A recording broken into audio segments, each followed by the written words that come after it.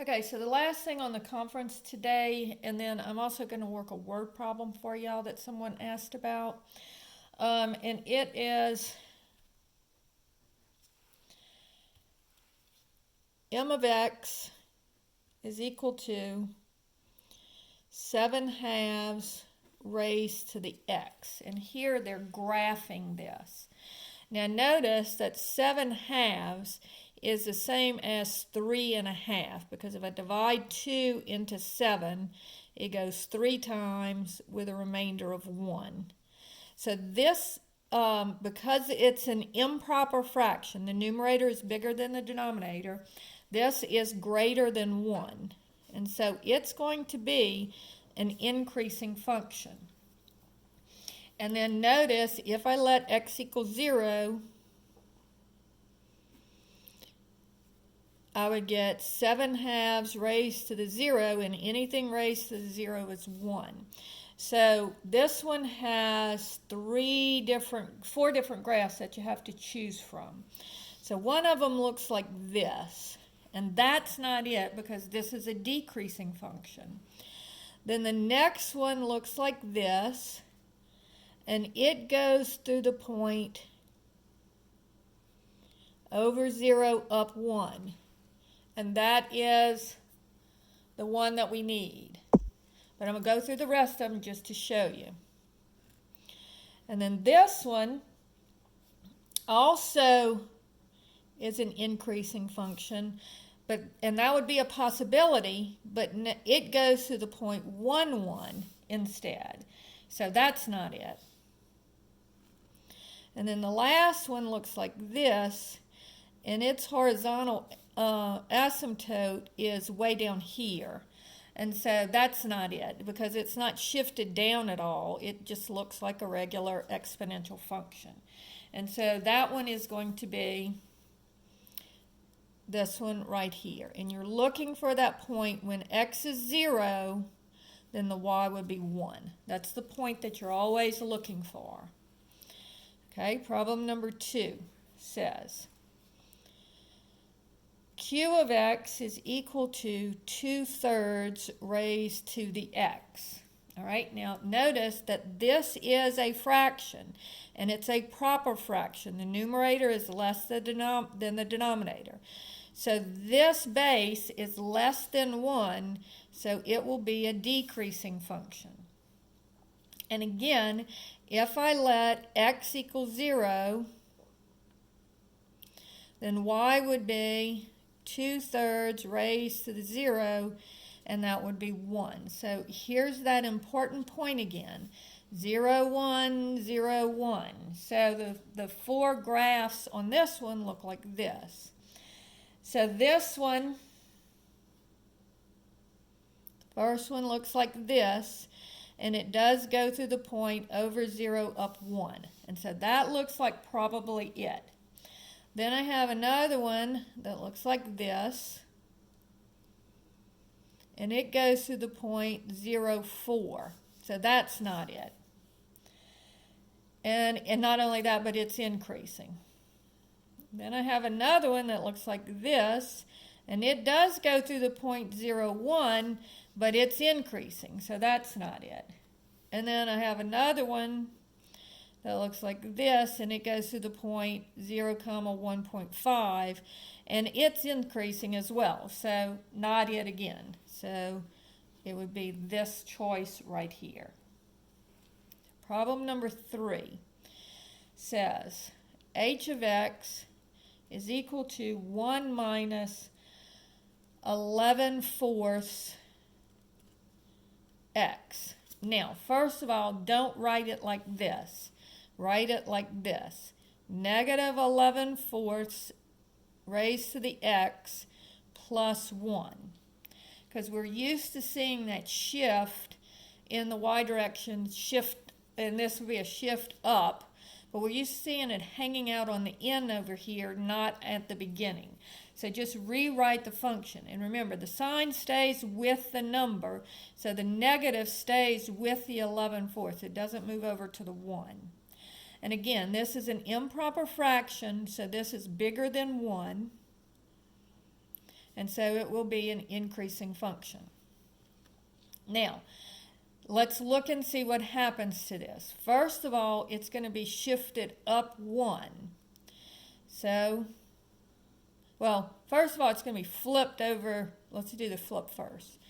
So first thing that's going to happen is the negative in front of it flips it over. So instead of looking like this and being an increasing function, it now becomes a decreasing function. Not because of the base, but because it gets flipped over. And then it's going to be shifted up 1. And so it'll look like this. And then if I let x equal 0, then I'll have negative 11/4 raised to the 0 plus 1. Well, anything raised to the 0 is 1. Excuse me, the negative of 11/4 raised to 0. So this would be negative 1 plus 1, and that would be 0. So this one's going to go through the origin right here. So now let's look at the 4 graphs here. So the first one shows it like this. And that is an increasing function, was what we started with, but it didn't get flipped over. So this is not it. And then we have one that looks like this. It's shifted up 4, and it goes through the point 0, 3. So this looks really close to it, but remember, it only got shifted up 1, so this is not it either. So this one looks like this. It got shifted up 1, and it goes through the origin. And so that's the one I'm looking for. So this is it. But let's just check out the other one. So this one also has the horizontal asymptote is 1, but it goes to the point 0, -3. And that's not right. It should go through the origin. All right? And then there are 2 more graphs on this, so let me just do all the graphs. P of x is equal to 2/3 to the x. So this one's pretty straightforward. The base is less than 1, and so it's going to be a decreasing function. And it should be, if x is 0, then I have 2/3 raised to the 0, and that is 1. So it should look just like this and go through the point 1, 0. And actually, the way that these look, and you need to check this point. So this is 0, 1, and so this is it. And then this one looks like this, and it goes through the point 0, -1. And there's nothing flipping this one over, so that's not it. And then there's another one that looks like this, and it goes through the point -1, 1, so that's not it. And this one goes through the point 0, 2. And so that's not it, because it has to go through the point 0, 1. So that's the point that you're looking for on these. And then problem number 5 says g of x is equal to 3/2 raised to the x minus 1. So notice that this is an improper fraction. The numerator is bigger than the denominator, so that means my base is greater than 1. And so it's going to look like this. All right? It'll be an increasing function because my base is greater than 1. Now, on here, again, if I let x equal 0,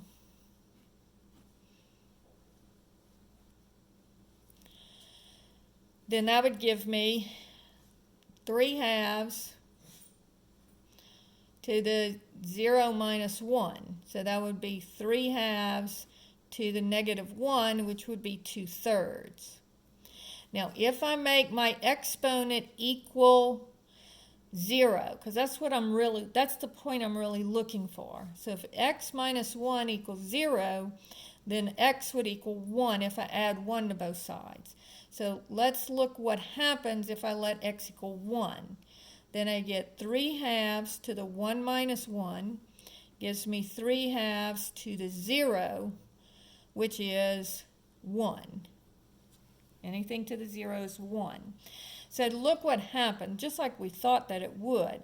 This point 0, 0 got shifted over 1, so now it became the point 1, 1 instead of 0, 1. All right? And so let's look at these graphs. So the first one looks like this, and it goes to the point negative 1, 1, and that's not it. Then I have a graph that looks like this, and it goes to the point 1, 1, and so that's it. So this is going to be the 1, but let's look at the other ones just to make sure. And then I have this one, and it goes to the point 3, 1, and that's not one of our points, so that's not it. And then I have one that looks like this, and it's shifted up 4, and it goes to the point 5, 1. And this one is not shifted up or down, so that's not it. So the correct answer is this one. Now the next thing on this section is solving exponential equations. So here, what I want to do always is make my bases the same. So notice that 1,000 is 10 to the third. So this would be 10 to the third raised to the negative x. So now I multiply, remember when it's raised from a number to another number, you multiply your exponents. So this would be 10 to the negative 3x is equal to 10 to the 8x minus 2. Now once the bases are the same and they're equal, that means the exponents have to be equal. So I scratch my bases and I get negative 3x is equal to 8x minus 2. So subtract the 8x. I get negative 11x equals negative 2. Divide both sides by negative 11. And so I get x is equal to, and the two negatives cancel, 2 11ths. And that's my answer to number 6. All right, number 7 says 3 to the x minus 9 equals 0. Now, I do want to make my bases the same on this one, but before I do that, I have to isolate the exponential part of this equation. So first I'm going to have to add 9 to both sides. So when I bring the 9 over, changes sides, changes signs. Now I want to make my bases the same. So 9 is the same as 3 squared. And now my bases are the same, so I just get x equals 2. So once my bases are the same and they're equal, then the exponents have to be equal as well. So I scratch my bases and I just get x equals 2. All right, problem number 8 says 1/3 to the 5x plus 2 is equal to 1 over 27 raised to the 6. All right. Now, I know this one has fractions, and sometimes that's kind of scary because everybody hates fractions. I know that. But let's just worry about what's in the parentheses. So look at both numerators are already 1. All right? This is 3, and this is 27. So what is 27? 27 is 3 cubed. So I'm just going to write this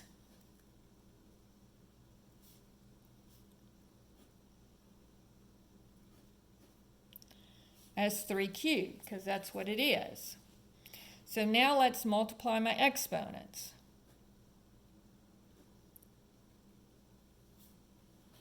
So this is going to be 1/3, and it would be raised to the 3 times 6 is 18. And notice 1 to the 6 and 1 to the 18th are the same. because 1 times 1 times 1 times 1 6 times, and 1 times 1 times 1 18 times still equals 1. And so now my bases are the same, and I can scratch them, and I get 5x plus 2 is equal to 18. Subtract the 2, 5x equals 16, and divide by 5, so I get x is equal to 16/5. And that's my answer for number 8. All right? Problem number 9 says, g of x is equal to, number 9 says, I already did that one. 8 to the negative x is equal to 16. So this would be 2 cubed is 8, and 16 is 2 to the 4th. 2 to the 4th. All right? And then multiplying, and so 16 is not 8 to any power, but 16 is 4 to a power, but 8 is not 4 to a power. So I have to go all the way down to 2. So 8 is 2 cubed, and 16 is 2 to the 4th. So I can make my bases the same. So now multiplying my exponents, I get 2 to the negative 3x is equal to 2 to the 4th. Then scratch my bases. Negative 3x equals 4. Divide by negative 3, and I get x is equal to negative 4/3. And then the last one says 7 to the 5x minus 4 is equal to 1 over 49. Now, first thing that I have to do is this one's not a fraction, this one is a fraction. So first I need to flip one of them over. So this would be 49 to the negative 1. Now 49 is 7 squared.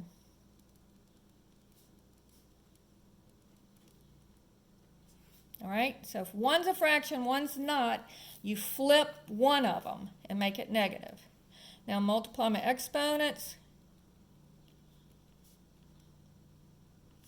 and my bases are the same. 5x minus 4 equals negative 2. Add the 4. 5x equals 2. Divide both sides by 5, and I get x is equal to 2/5. And that's my answer for problem 10. So there's all of those problems.